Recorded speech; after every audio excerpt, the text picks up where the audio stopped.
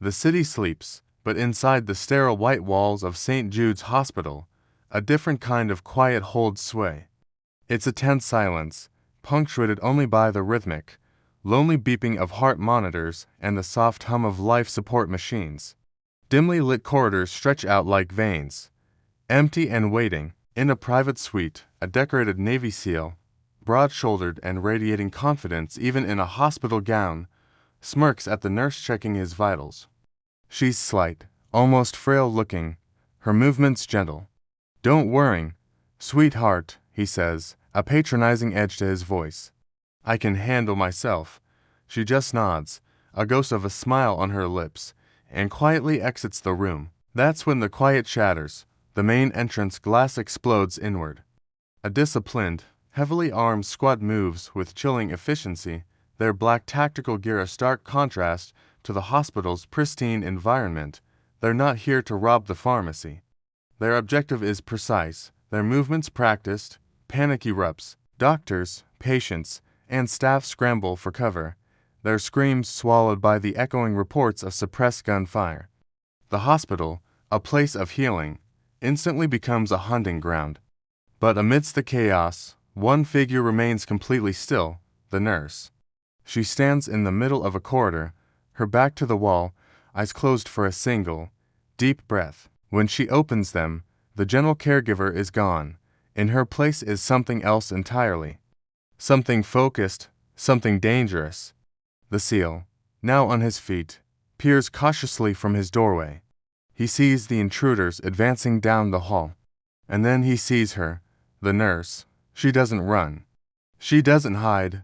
She moves. With a speed that defies what he just saw minutes ago, she ducks into a supply closet.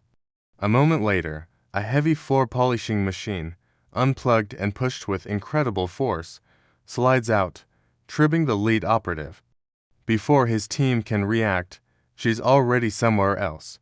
A flash of memory, a different life, a muddy obstacle course under a torrent of rain, a voice screaming, "Faster, Agent Nightingale, faster." She's not just a nurse, she was one of them, the best of them. Back in the present, to mercenaries corner a group of terrified staff in the cafeteria. Suddenly, the lights flicker and die. In the emergency-powered darkness, there's a blur of motion. One man is taken down by a skillfully wielded the fourth stand. When the lights return, the nurse is gone, leaving to unconscious hostiles and a room full of stunned witnesses. Another flashback, a sterile briefing room. Blueprints of a government building on a screen. The mission: extract a high-value target under extreme duress. Her specialization was unique: TAC, medical tactical crossover. She was trained to save a life 1 minute and take one the next, to use a hospital's environment, not just for healing, but as a weapon. Every vent, every circuit breaker, every piece of equipment was a tool in her arsenal. In the hospital's central control room, she moves like a phantom, overriding security protocols, locking down sectors, and redirecting the intruders into a deadly maze of her own design. On the security monitors, the SEAL watches, his jaw slack with disbelief. He sees the frail nurse systematically dismantle a team of professional soldiers. She uses a defibrillator not to restart a heart, but to overload a key-carded door lock. She triggers the fire suppression system in one wing, using the confusion to isolate and subdue another target. The remaining intruders, now wary and confused, regroup in the main atrium. They're being hunted, and they know it.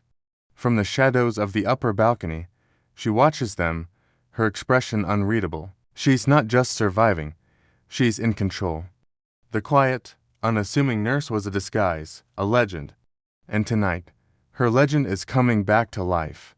The hospital is her battlefield, and she is its silent, deadly protector. Thank you so much for watching. If you loved this concept, make sure to hit that like button, subscribe, and ring the bell so you don't miss our next cinematic pitch. Let us know in the comments what you think would happen next.